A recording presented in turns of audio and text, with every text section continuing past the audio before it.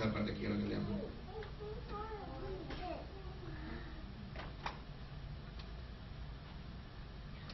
Aquí está. El capítulo 15, leamos desde el versículo 1. Por favor, hermano Neftalí, ¿se lo puede leer, por favor? Aconteció después de esto que Absalón se hizo de carros y caballos y 50 hombres que corriesen delante de él.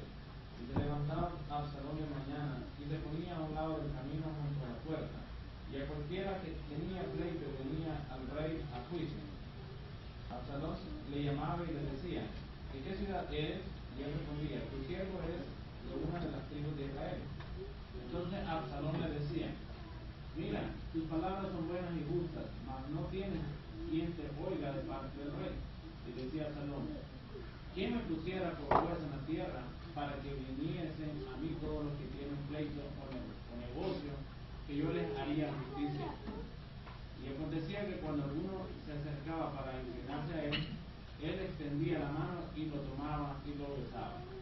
Y de esta manera hacía con todos los israelitas que venían al rey en juicio, y así robaba a Absalón el corazón de Israel.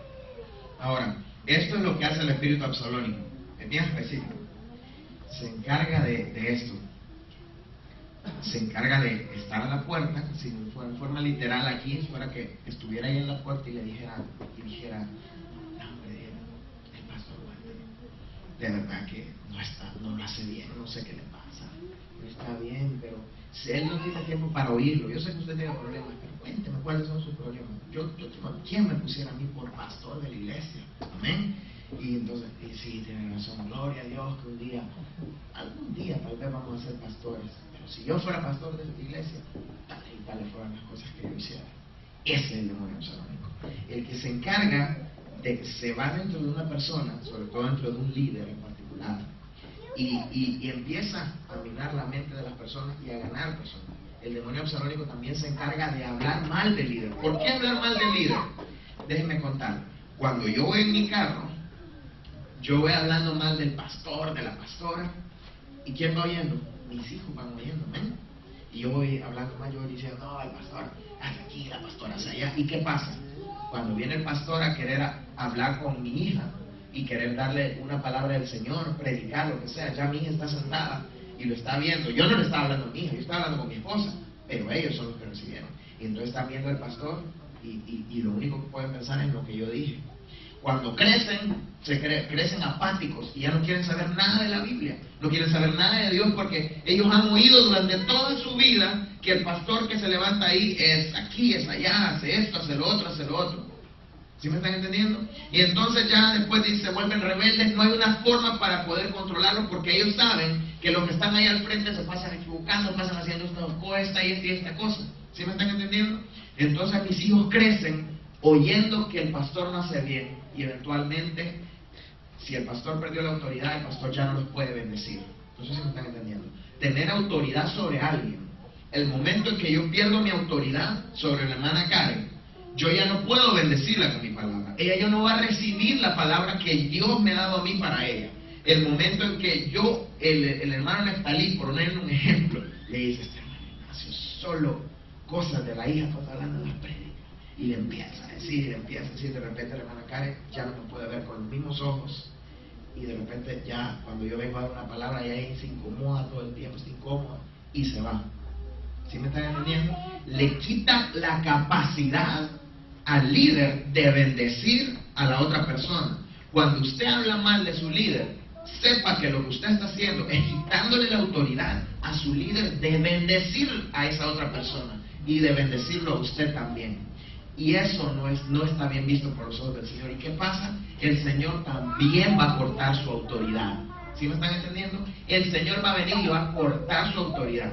Como en el caso que vamos a ver, es un caso bien específico y bien particular. ¿Recuerdan que el centurión romano un día vino y le dijo a Jesús, antes que llegara a la casa, le dijo: mira, no vayas a mi casa, le dijo Jesús al centurión romano. Perdón, el centurión romano a Jesús le dijo: porque yo también soy hombre de autoridad, y yo doy la palabra a mi siervo y él va y lo hace. Así tú también, como yo soy un hombre de autoridad, que me sujeto a la autoridad, yo digo la palabra y lo hace. ¿Qué es lo primero que hacía el centurión? Él se sujetaba a su autoridad y él sujetaba a la persona que estaba abajo de él y le obedecía también. Entonces, conociendo esto, Jesús le encantó lo que le dijo, porque él había entendido de autoridad, él había entendido de dominio, él había entendido de principado. Perfecto, él dice, entonces ha sido hecho. Y llegó, y cuando ya llegó ya su siervo, antes que llegara su siervo ya estaba bien. ¿Sí me están entendiendo? Jesús mandó la palabra y eso fue suficiente. Pero ¿qué pasa con el que no obedece a su líder? Él pierde su autoridad eventualmente. ¿Sí me están siguiendo? Ok.